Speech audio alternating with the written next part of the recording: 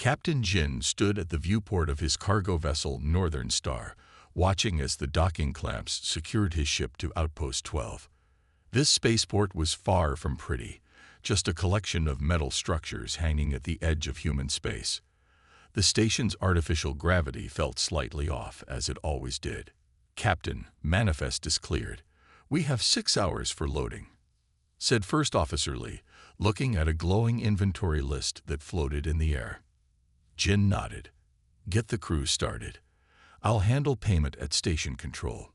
He walked through the airlock and into the station. Outpost 12 was busy, as usual. People from a dozen worlds moved through its corridors. Some sold goods, others looked for work or ships heading to distant planets. The air smelled of fuel, food from various worlds, and too many beings in too small a space. Jin had just finished arranging payment for their cargo when someone bumped into him. He looked down to see a small alien with pale blue skin and large dark eyes. "Sorry, human captain," the alien said, backing away quickly. Jin recognized her species, a Talon. They were known for being good workers, especially in small spaces where humans couldn't fit. This one looked thin and tired, her clothes worn and patched in several places. Jin nodded and started to walk past, but the alien stepped in front of him again. "Please, human captain, I clean your ship. Very thorough, very cheap." "Not interested," Jin said, trying to step around her. The Talon moved quickly, blocking his path again. "Please, I am Neri. I clean anything. Engine rooms, air vents, places your crew cannot reach."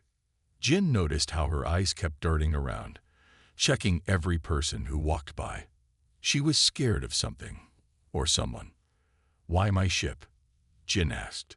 Neri's voice dropped lower. "Human ships safe, humans fair." Jin studied her more carefully. Something wasn't right. The Talon looked like she hadn't eaten properly in days. Her translator collar, a device that helped aliens speak human languages, looked old and battered. First Officer Lee appeared at Jin's side. "Everything okay, Captain?" Jin made a quick decision. "We're taking on additional maintenance staff. Temporary position." Lee's eyebrows shot up. "Sir, we don't have money for." "I work for passage only," Neri said quickly. "No pay needed, just food and place to sleep." Jin nodded. "That's settled then. Lee, get her through security and find her a place to stay on board." Lee didn't look happy but nodded. "Yes, Captain." As Lee led the Talon away, Jin wondered if he'd made a mistake. Taking on unknown crew was always a risk, especially in this part of space. But something about those desperate eyes had reached a part of him he thought he'd left behind long ago. Back on the Northern Star, Jin watched as Lee showed Neri around the cargo hold. "This is where we store the goods we transport," Lee explained, pointing to stacks of sealed containers. "Stay out of this area unless we ask for help." Neri nodded, her large eyes taking in everything. "Where do you want me to start cleaning?" Lee looked at Jin, who thought for a moment. "Start with the air filtration system. It hasn't had a proper cleaning in months." "Yes, Captain," Neri said with a small bow. "Where are cleaning supplies?" "I'll show you," Lee said, still sounding unsure about the whole arrangement. As they walked away, Engineer Yoon approached Jin. "Who's the Talon?" "New maintenance staff. Temporary," Jin replied. "Huh. Well, just keep her out of engineering." "Last thing I need is some alien messing with my engines," Yoon muttered. Jin nodded, though he didn't appreciate Yoon's tone. The engineer was good at his job, but had little love for non-humans. 3 hours later, Jin was in his quarters reviewing their flight plan when Lee's voice came through the ship's communication system. "Captain, you might want to see this." Jin found Lee standing by the main air filtration hub on Deck C. The access panel was open, revealing the inner workings of the system. What surprised Jin was how clean everything looked. Components that had been coated in dust and grime now shone in the bright lights. "She's been at it nonstop," Lee said, sounding impressed despite himself. "Look at these filters. The air filters, which should have been replaced months ago, had been carefully cleaned instead of being thrown out. She said she could save us money by cleaning rather than replacing, Lee explained. She's right. These have at least another month of life in them now. Jin nodded, genuinely impressed. Where is she now? Ventilation shaft on deck B. She moves like water through those narrow spaces.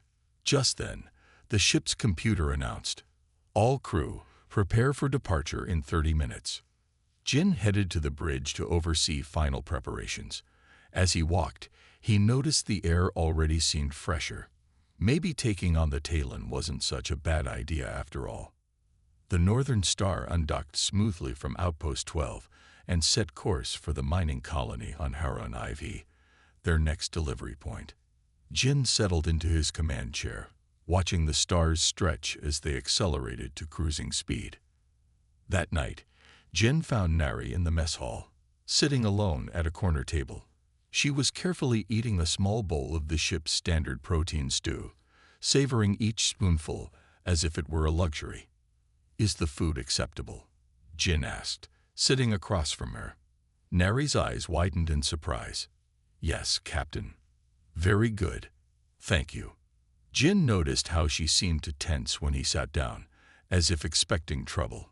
"You've done good work today," he said. "Lee tells me the air system is running better already." Nari relaxed slightly. "Happy to help. Your ship is nice." Jin smiled. "It's not much, but it's home." He paused, then asked the question that had been bothering him. "What were you running from, Nari?" The Talon froze, her spoon halfway to her mouth. "I don't understand. I've been a captain for 15 years. I know when someone's running from something," Jin said kindly. "You don't have to tell me. But if there's trouble following you, I should know." Nari set down her spoon, her large eyes now fixed on the table.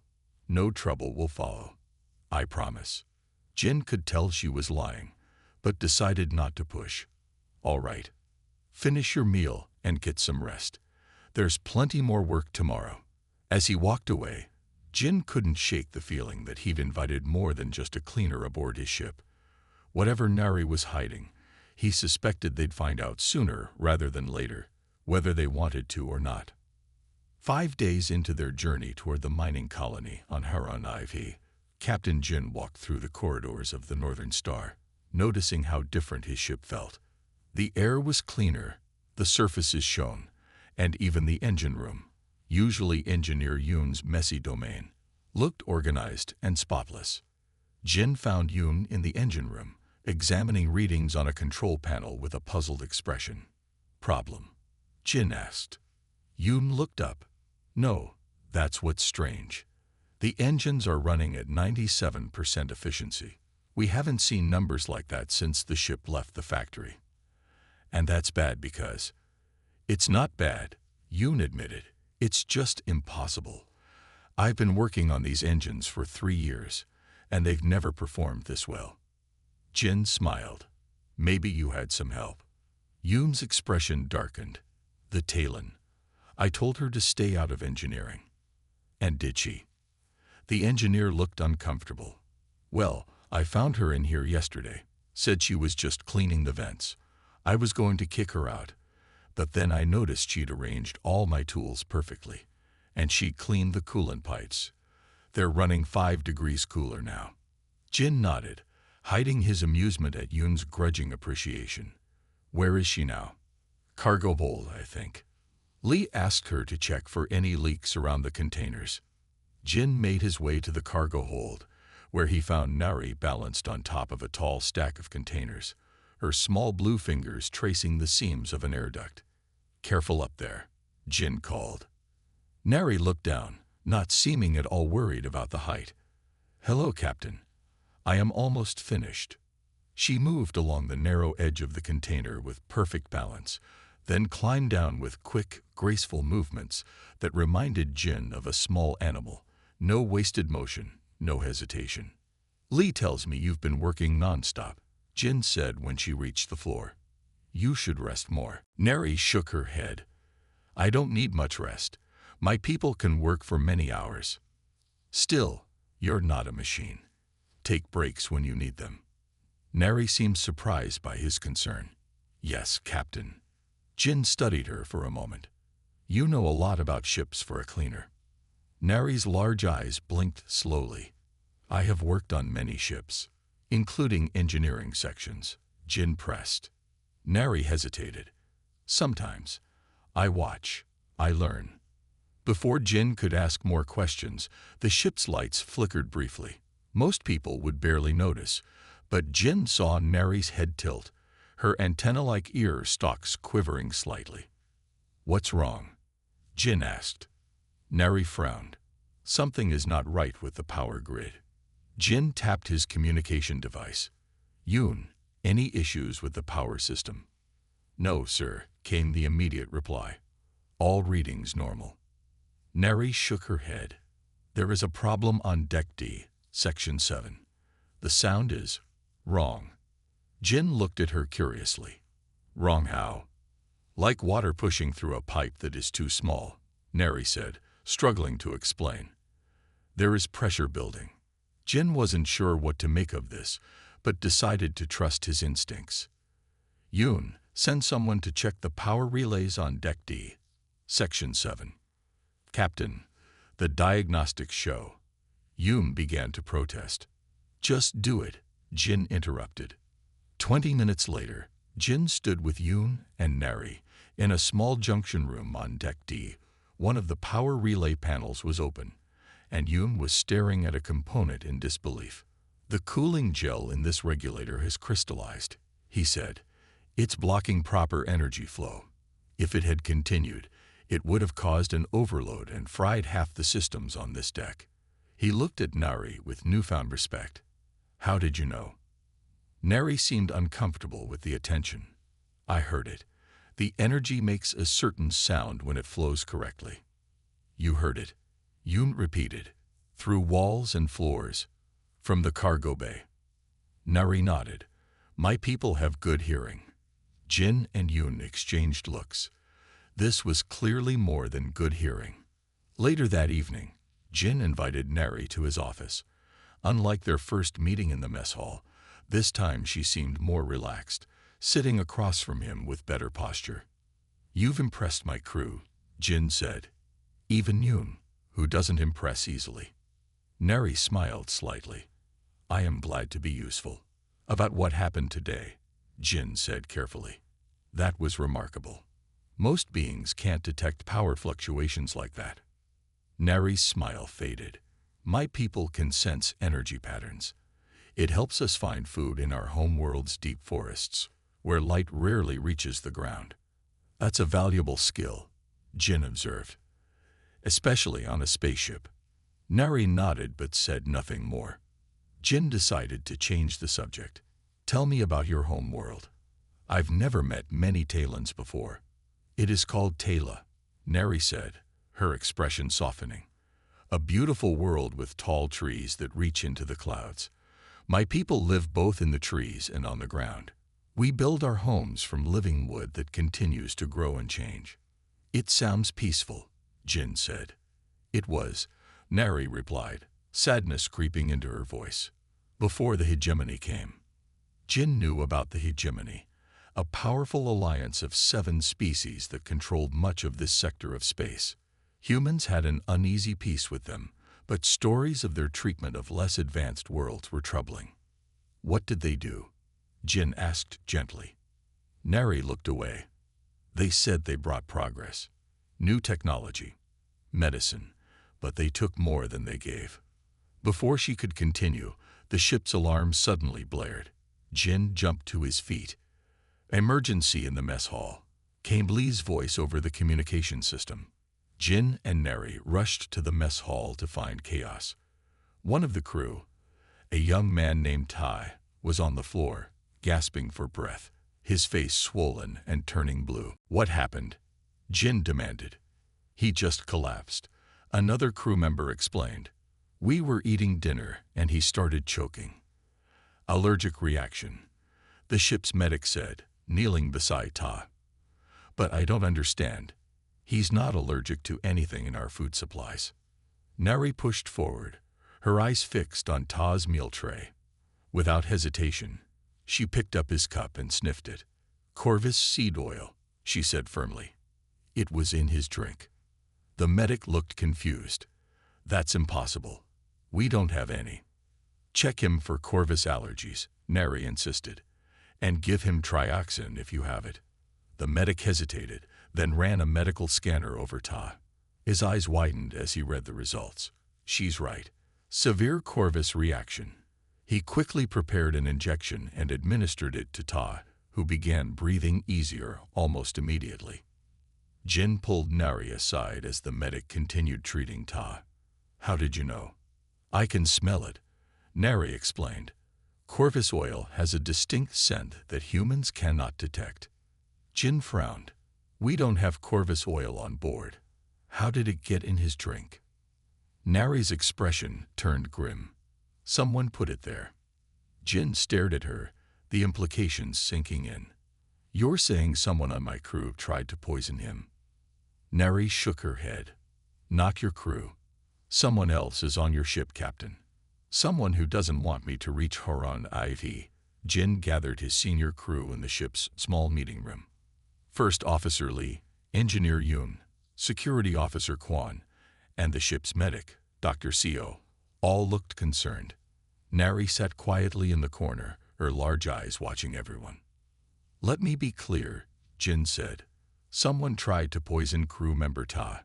Dr. Seo confirmed it was Corvus oil, which is not part of our supplies." "How is Ta now?" Lee asked. "Stable," Dr. Seo replied. "He'll recover fully in a day or two." Kwon, a former military officer with a perpetual frown, spoke next. "We need to search the ship. If there's a stowaway, I'll find them." Jin nodded. "Start immediately. Check every compartment, every storage area." "What about her?" Yoon asked, nodding toward Nari. "This trouble started when she came aboard." Nari didn't react to the accusation, but Jin noticed her hands tighten slightly in her lap. "Nari warned us about the poison," Jin pointed out.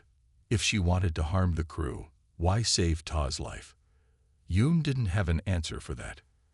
"I checked the security footage," Lee said. "Nothing shows anyone tampering with Ta's food or drink.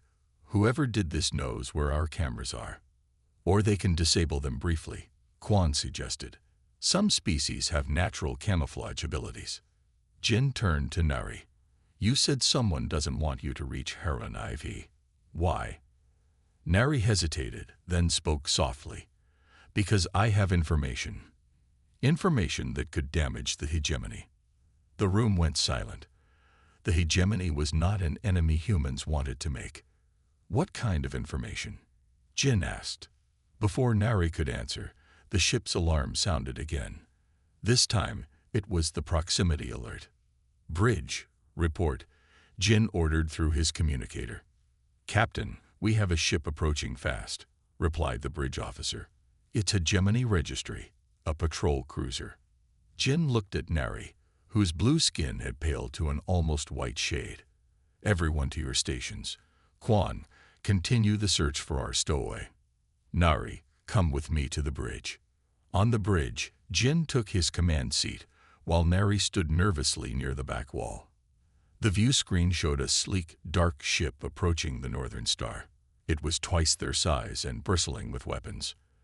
"They're hailing us, Captain," the communications officer said. "On screen," Jin ordered. The view screen changed to show the face of the Dorjan, a reptilian species with ridged scales and yellow eyes. Jin recognized the uniform of a Hegemony Security Force commander. "Human vessel, this is Commander Vex of the Hegemony Security Force. You will power down your engines and prepare to be boarded for inspection." Jin kept his face neutral. "This is Captain Jin of the independent cargo vessel Northern Star. We're on a registered trade route with a schedule to keep. What is the purpose of this inspection?" The Dorjan's eyes narrowed. "We have reason to believe you are harboring a fugitive from Hegemony Justice, a Talon female designated as Property L27. Jin felt his anger rise at the word property, but kept his voice steady. "All my crew and passengers are properly documented. We have no fugitives aboard. Our scans indicate otherwise, Vex replied. Power down your engines immediately, or we will consider your ship hostile and respond accordingly. The screen went dark as the Dorjan cut the transmission. Jin turned to his navigation officer. How far are we from the asteroid field in Sector 12? About 10 minutes at maximum thrust, sir. Set course and give me everything the engines have, Jin ordered. He hit his communicator. Yoon, I need maximum power to the engines and shields. Already on it, Captain, came Yoon's reply. But our shields won't hold up against a military cruiser for long. Jin looked at Nari, who was trembling slightly. Your property L-27, I take it. Nari nodded. That is what they called me in the laboratory. Jin's jaw tightened. No one is property on my ship. What did you mean by laboratory? The hegemony uses my people for experiments, Nari explained, her voice barely audible. They discovered our sensitivity to energy patterns could be useful for their technology. They harvest parts of us. A stunned silence fell over the bridge. Jin broke it by standing up. We're not surrendering anyone to be treated like that. Navigation, status. Hegemony cruiser is in pursuit, Captain. They're gaining on us. Security Officer Quan to the bridge, Jin ordered through his communicator. When Quan arrived, Jin pulled him and Lee aside. The stowaway is likely a hegemony agent sent to track Nari. Find them. Now. As Quan left, the ship shuddered from a weapon's impact. That was a warning shot, the tactical officer reported. They're charging weapons for another hit. Evasive maneuvers, Jin ordered. We just need to reach those asteroids. The Northern Star shook again as another blast hit their shields. Shields at 70%. Yoon's voice reported from engineering. Jin turned to Nari. Is there anything about their ship you can sense? Any weakness we can use? Nari closed her eyes for a moment, her ear stalks quivering. Their main power coupling has a fluctuation pattern. It's unusual. Like it's been recently repaired but not properly. Jin thought quickly. Could a focused energy pulse disrupt it? Yes, Nari said. But you would need to hit the exact spot where the coupling connects to their main drive. Jin turned to his tactical officer. Can you modify our mining laser to send a concentrated energy pulse? I think so, Captain. But we'd need to get very close and know exactly where to aim. Nari can guide you, Jin said, and I'll get us close enough. The view screen showed the asteroid field coming into view, a dense cluster of rocks ranging from small boulders to massive, house-sized chunks of metal and ice. Hegemony cruiser still closing, the navigation officer reported. They'll be in range for a tractor beam in 30 seconds. Suddenly, Quan's voice came through the communicator. Captain, we found the stowaway. It's a shifter. They can alter their appearance. They were hiding in the cargo hold, disguised as a storage container. Well done, Jin replied. Keep them secure. We've got bigger problems right now. The ship rocked from another blast. Shields at 50%, Yoon reported. We can't take much more of this. Jin gripped his command chair. Take us into the asteroid field, maximum thrust. Use the largest asteroids for cover. The Northern Star plunged into the field, weaving between massive rocks. The Hegemony cruiser followed, but its larger size made navigation more difficult. They're still gaining, the navigation officer warned. Jin looked at Nari. If we get one shot at their power coupling, where exactly should we aim? Nari moved to the tactical station, pointing to a spot on the cruiser's schematics. Here, where the main drive connects to the power distribution network. Captain, Lee said urgently, they're charging their main weapons. If they hit us directly. I know, Jin cut him off. Tactical, prepare the mining laser. On my mark, we're going to drop behind this next large asteroid. Cut all power for 5 seconds, then come around the other side at full thrust.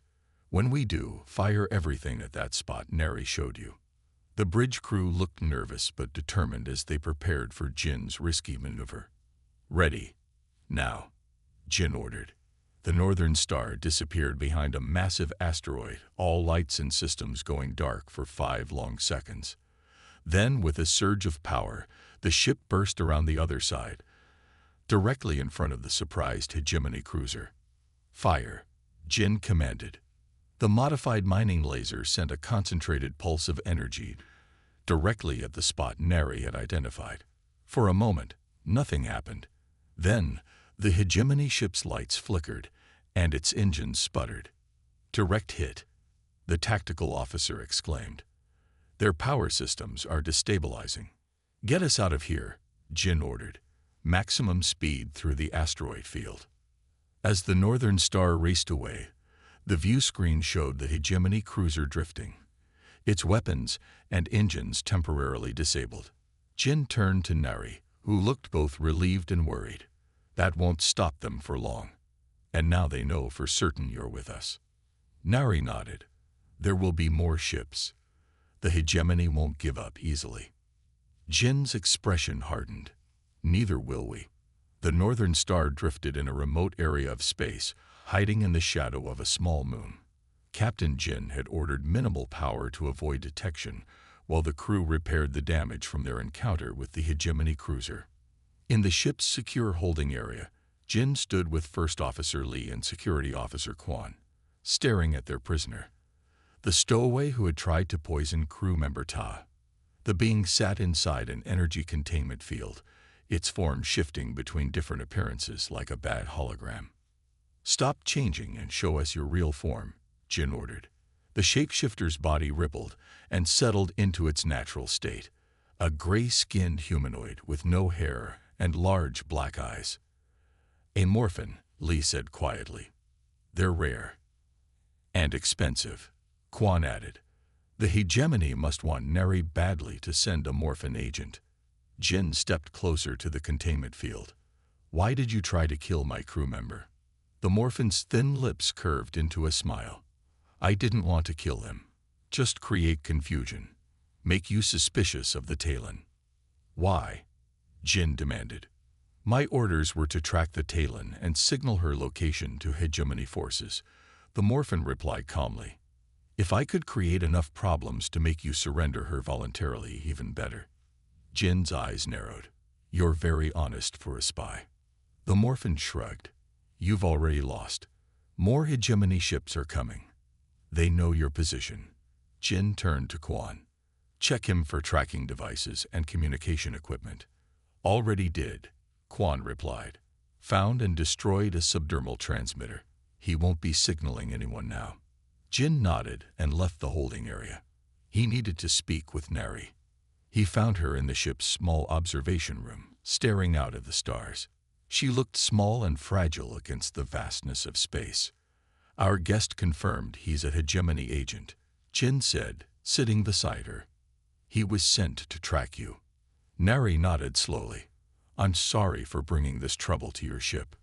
"I think it's time you told me everything," Jin said gently. "No more half-truths." Neri was quiet for a long moment, then reached into a hidden pocket in her clothing. She pulled out a small data crystal, holding it carefully in her blue fingers. "This is why they want me," she said. "This crystal contains evidence of what the hegemony has been doing to my people for the past 20 years. Jin looked at the crystal. "What kind of evidence?" "Research files, surgical records, names of officials involved. Proof of crimes against an entire species," Neri explained, her voice growing stronger. "My father collected it all." "Your father?" Neri's large eyes filled with tears. "He was the lead scientist at the main research facility, a Dorjan who believed he was helping advance hegemony technology, until he realized the full horror of what they were doing." She took a deep breath before continuing. "Talons can sense energy patterns naturally. Some of us have stronger abilities than others. The hegemony discovered they could use our sensory organs in their ships and weapons systems." Jin felt sick as understanding dawned. "They were harvesting parts from your people." Neri nodded. "Most subjects don't survive the procedures. When my father realized this, he began documenting everything. Then he helped me escape with the evidence. And your father? Executed for treason 3 days later, Neri said quietly. His last message to me was to find humans. He said humans would help, that they had a concept called rights that apply to all thinking beings. Jin was silent for a moment, absorbing this information. Why Harun IV? Why were you trying to reach the mining colony? There's a human alliance outpost there, Neri explained, with officials who could take this evidence to your government. Jin nodded thoughtfully. The hegemony must be desperate to keep this hidden. If the human alliance saw proof of these atrocities, it would end the peace treaty between humans and the hegemony, Lee said from the doorway. Jin hadn't noticed her enter, possibly start a war. Jin looked at the data crystal in Neri's hand. May I? Neri hesitated, then placed the crystal in Jin's palm. My father died for this. I've been running for months to deliver it. Jin inserted the crystal into a secure reader. The room's display screen filled with images and text. Despite the technical language, the contents were clear and horrifying. Detailed surgical procedures performed on conscious Talons, mortality rates, efficiency reports that discussed Talon subjects as nothing more than resources. Jin had seen many disturbing things in his years in space, but this made his stomach turn. He closed the files after a few minutes. The Morphin said more ships are coming, Jin told Neri. We need to decide what to do next. A soft chime indicated someone at the door. Engineer Yoon entered, looking tired but determined. Repairs are complete, Captain. We can move whenever you're ready. Thank you, Yoon, Jin said. Then, noticing Yoon's curious glance at the screen, we were just discussing our next steps. Yoon nodded. The crew is talking. They know something big is happening. He looked directly at Neri. Whatever it is, we're with you, Captain. All of us. Jin was surprised by Yoon's support, given his initial distrust of Neri. You've changed your mind about our guest? Jin asked. Yoon shrugged. She saved Ta's life, and she helped us escape that hegemony cruiser. That's good enough for me. After Yoon left, Jin turned to Lee. Gather the senior crew. We need to make some decisions. 20 minutes later, Jin sat at the head of the table in the meeting room with Lee, Yoon, Kwon, Dr. Seo, and Neri. He had just finished explaining everything Neri had told him. If we try to reach Harun IV, we'll likely be intercepted, Jin said. The hegemony will have ships waiting. We could change course, Lee suggested. Head directly for Alliance space. That's a 2-week journey, Kwon pointed out. Even longer if we avoid main travel routes. The hegemony would catch us long before we got there. What about sending a message? Dr. Seo asked. Transmit the evidence to the Alliance. Jin shook his head. Too risky. The hegemony monitors all communications in this sector. They'd intercept it and trace it back to us. The room fell silent as everyone considered their limited options. Yoon finally spoke. What if we could get help? There's a free trade outpost at Vega Station. Lots of independent ships there, many of them no fans of the hegemony. Jin considered this. It's worth a try. But we'd need to get there first. I might have a solution for that, Yoon said with a small smile. I've been studying Neri's energy sensitivity. With her help, I think I could modify our engine signature, make us look like a different ship on their scanners. All eyes turned to Neri. Can you do that? Jin asked. I believe so, she replied. But it would only work for a short time before they realized the deception. It doesn't need to work forever, Jin said. Just long enough to get us to Vega Station. And then what? Lee asked. Even if we find ships willing to help, we'd still be outnumbered by hegemony forces. Jin looked at each person around the table. Then we make a stand. Sometimes, doing the right thing means taking risks. He turned to Neri. Your father believed humans would help. I don't intend to prove him wrong. Kwon, usually the most cautious of the senior crew, nodded firmly. I'm with the captain. Some things are worth fighting for. One by one, the others voiced their agreement. Even Lee, despite her concerns, gave Jin a determined nod. Then it's decided, Jin said. Yoon, work with Nari on the engine modifications. Kwon, prepare defensive strategies. Lee, plot a course to Vega Station using the least traveled routes. As the meeting broke up, Nari approached Jin. You are risking everything. Your ship, your crew, your lives, for a people you barely know. Jin placed a hand gently on her shoulder. That's what humans do at our best. We stand up for those who can't stand for themselves. He smiled slightly. Besides, you're not just a people anymore. You're crew now. For the first time since coming aboard, Nari's face broke into a full smile. Thank you, Captain. Jin nodded toward the bridge. Let's get to work. We had a long journey ahead. The Northern Star approached Vega Station, a massive wheel-shaped structure floating at the edge of controlled space, built from old ship parts and whatever materials its inhabitants could find. Vega Station wasn't pretty, but it was known as a place where independent traders could find help without too many questions. Hegemony ships in the area? Jin asked as they neared the station. Security Officer Kwon checked the long-range scanners. 2 patrol ships, but they're on the far side of the system. They haven't spotted us yet. Jin nodded. Let's keep it that way. Yoon, how's our engine signature holding up? The modifications are working, Engineer Yoon replied. To anyone scanning us, we look like a standard mining vessel.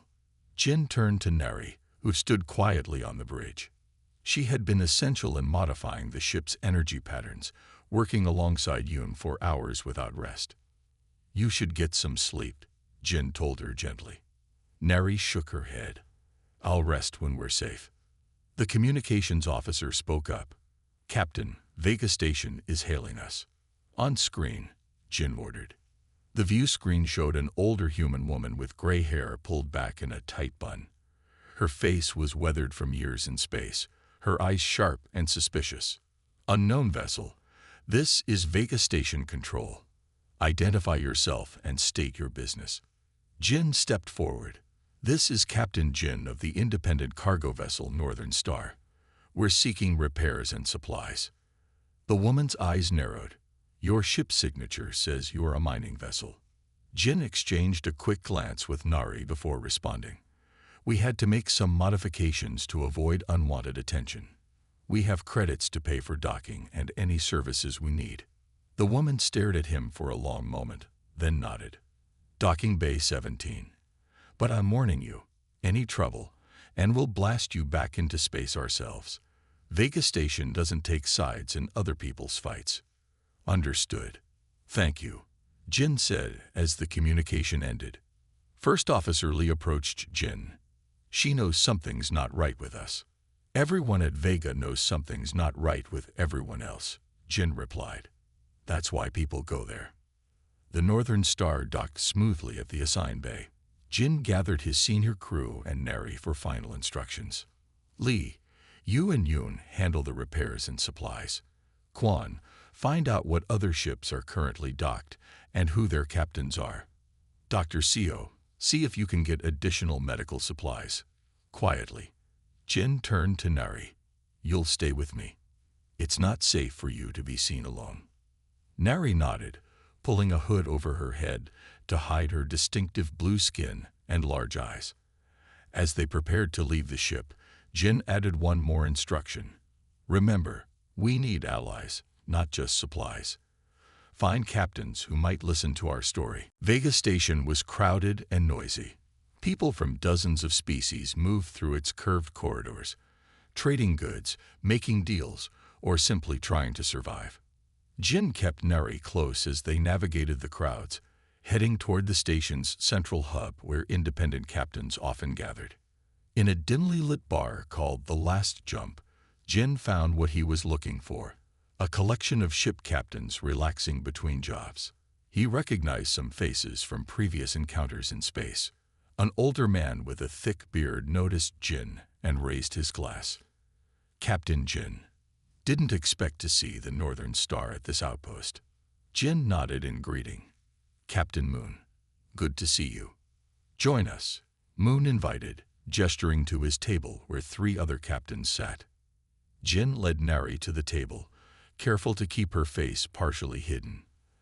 As they sat, Jin studied the other captains, a woman with short gray hair and a scar across her cheek, a young man with nervous eyes, and a heavy-set individual with cybernetic implants visible along his jawline. Friends, Moon said, this is Captain Jin of the Northern Star, one of the honest ones.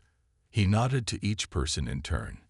Captain Cho of the Dauntless, Captain Song of the Lucky Break, and Captain Huan of the Iron Promise. Jin acknowledged each with a nod. Thank you for the welcome. Captain Cho, the woman with the scar, leaned forward. What brings you to Vega, Jin? You usually stick to the main trading routes. Jin hesitated, then decided to be direct. I need help, the kind that comes with risks. The captains exchanged glances. Huan, the man with implants, laughed. Don't we all? What kind of trouble are you in? Hegemony trouble, Jin said quietly. The table went silent. Even in the noisy bar, that word carried weight. That's serious, Captain Song said, his nervous eyes darting around. What did you do to anger them? Jin glanced at Nari, who slowly lowered her hood, revealing her tail and features. Several of the captains drew in sharp breaths. This is Nari, Jin explained. She has evidence of hegemony crimes against her people. We're trying to get her, and that evidence to Human Alliance territory. Impossible, Huan said immediately. The hegemony controls all approaches to Alliance space in this sector. Not all of them, Captain Cho said thoughtfully. There are ways, if you're willing to take risks. She studied Nari with interest. What kind of crimes are we talking about? Jin nodded to Nari, who quietly explained what the hegemony had been doing to her people. As she spoke, the captain's expressions changed from skepticism to shock, and then to anger. They're harvesting sentient beings for parts. Moon asked, his voice low and dangerous. And the Alliance doesn't know. They suspect, Jin said.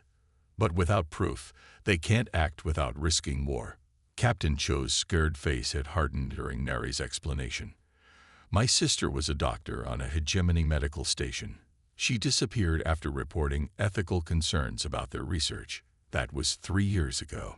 She looked directly at Jin. I'm in. Whatever you need. Moon nodded firmly. The Dauntless isn't much in a fight, but she's fast, and her cargo holds can hide a lot of surprises.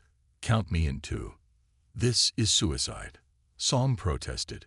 We're talking about going against hegemony military vessels. Nobody said you had to join, Huan told him. He turned to Jin. My ship has upgraded weapon systems. Not exactly legal in Alliance space, but effective. If you have a plan, I'm listening. Jin felt hope rising for the first time in days. We need to reach Alliance Station Gamma. It's the closest Alliance outpost with officials who can act on Nari's evidence. Gamma is heavily watched, Cho said. The hegemony has at least 3 patrol cruisers in that sector at all times. That's why we need help, Jin explained. One ship would never make it, but several ships approaching from different vectors. Moon grinned, a convoy defense pattern, creating multiple targets and confusion. More than that, Jin said. I want to broadcast Nari's evidence on all frequencies as we approach. Make it public before the hegemony can stop us. Bold, Huan commented, but it might work. The hegemony fears public exposure more than anything. Captain Song stood up. This is too rich for my blood. I'm out. He quickly left the table. Don't mind him, Moon said. Song's ship is financed by hegemony-backed traders. He can't afford to anger them. 3 ships might be enough, Cho said, but more would be better. I know at least 2 other captains who would help, Huan added. Once they hear what this is about. Jin felt Nari's hand touch his arm. She looked overwhelmed by the support. Thank you, she said softly to the captains. Don't thank us yet, Cho replied with a grim smile. We still have to get you to Alliance territory alive. The captains spent the next hour planning their approach to Alliance Station Gamma. By the time they left the last jump, they had a solid plan and commitments from 3 additional ships. As Jin and Neri walked back toward the Northern Star, Neri spoke quietly. My father was right about humans. Jin glanced at her. How so? He said you were unpredictable in the best way. That when faced with injustice, humans often choose to fight even when logic says to run. She looked up at him. The hegemony fears that about your species. Jin smiled slightly. They should. It's gotten us out of a lot of trouble over the centuries. His expression grew serious again. Though it's gotten us into plenty too. Back aboard the Northern Star, Jin found his crew busy with repairs and preparations. Lee approached as soon as he entered. Captain, we've got a problem, she said quietly. Quan detected coded hegemony transmissions from the station. They'd know we're here. Jin's momentary hope faded. How much time do we have? Not much. 3 hegemony warships have changed course. They'll reach Vega Station in less than 5 hours. Jin nodded, his mind racing. Tell the other captains, we leave in 2 hours, ready or not. As Lee hurried away, Jin looked at Neri, who had heard everything. Instead of fear, her expression showed determination. We will succeed, Captain, she said firmly. Too many have sacrificed for this evidence to be lost now. Jin nodded, drawing strength from her resolve. You're right, and we won't be alone this time. He gazed out the viewport at the other ships docked around them, independent vessels whose captains had chosen to stand against a powerful enemy for the sake of justice. The hegemony is about to learn why humans have survived for so long in this dangerous universe, Jin said quietly. We don't abandon our friends, and we don't tolerate bullies, no matter how big they are. The end,